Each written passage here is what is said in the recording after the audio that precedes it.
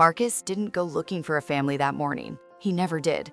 He was the kind of man who kept his porch light off, his curtains drawn, and his mornings quiet.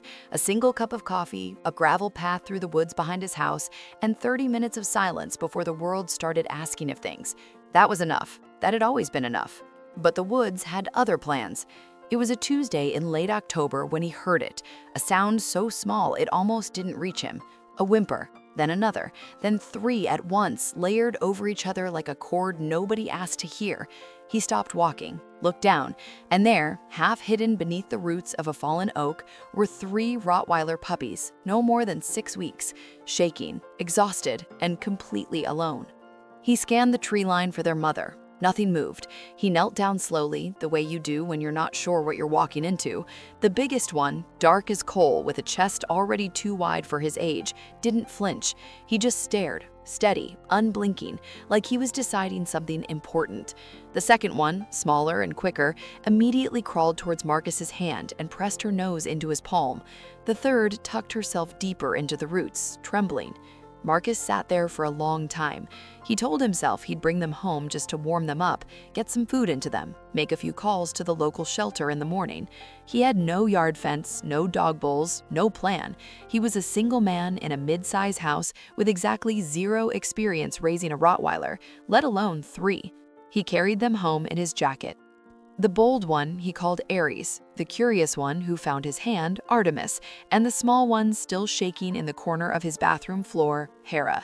He didn't sleep that night, not because they were loud, but because every time he closed his eyes, he thought about what the woods had looked like at dusk, and what those 3 small things would have faced if he'd walked 5 minutes earlier, or 5 minutes later, or not at all. By morning, the shelter calls never happened. Within 2 weeks, the house had completely reorganized itself around them. Ares claimed the left side of the couch and defended it with the gravity of someone who had read the lease and found his name on it. Artemis developed a habit of carrying one of Marcus's socks through the house every morning, not chewing it, not playing with it, just carrying it like it was her job, and she took that job seriously.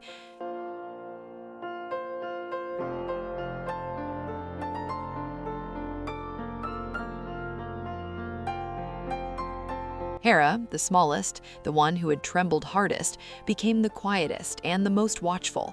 She didn't follow Marcus around the house. She positioned herself, doorways mostly, always facing out. Marcus noticed it after the first month. Wherever he sat, Hera was in the nearest doorway, facing out. He didn't say anything about it, but he noticed. "I see you still haven't subscribed. Honestly, that breaks my heart. Hit that button right now. You don't want to miss what happens next."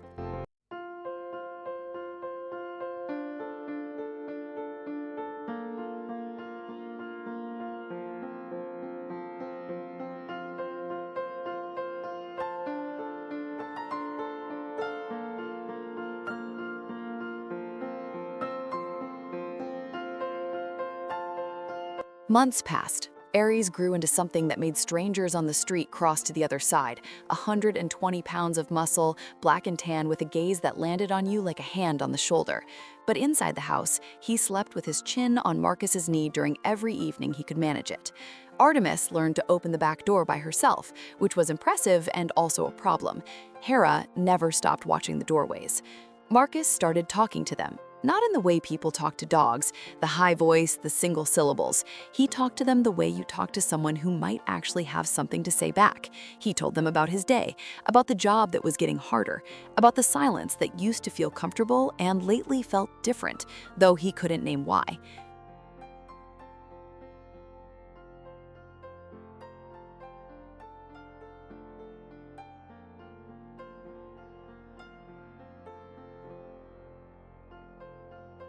Stories like this don't get told enough, the quiet ones, the ones where nothing dramatic has happened yet, and somehow that's exactly what makes it matter.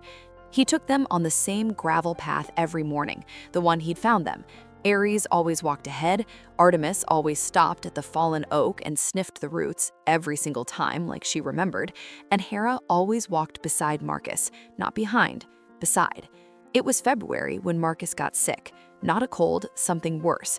A fever that climbed past 103 and didn't stop, the kind that makes the walls tilt and the floor feel unreliable. He made it to the couch and didn't make it much further.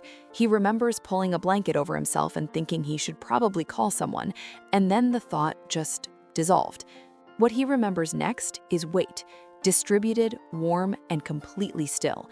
Ares had placed himself along Marcus's legs, Artemis was pressed against his back, and Hera had moved from the doorway. For the first time since he'd brought her home, she had left her post. She was curled against his chest, her head tilted up, watching his face with those dark, patient eyes.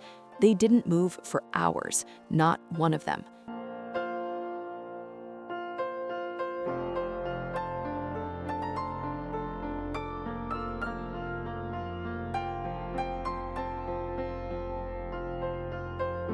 Marcus's neighbor checked in the next morning, found the door unlocked, and discovered the 4 of them still on that couch.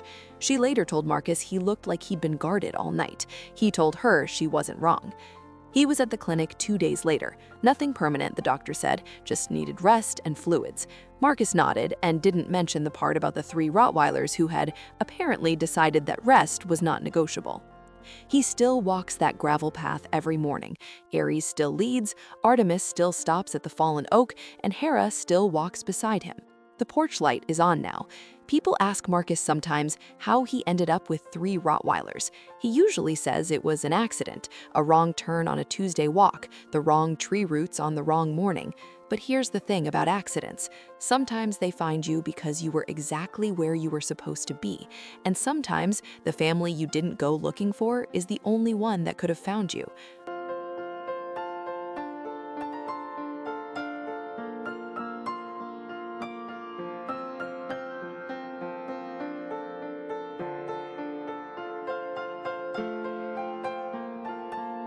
Marcus didn't rescue Hera, Artemis, and Ares. He just happened to be on the right path at the right time.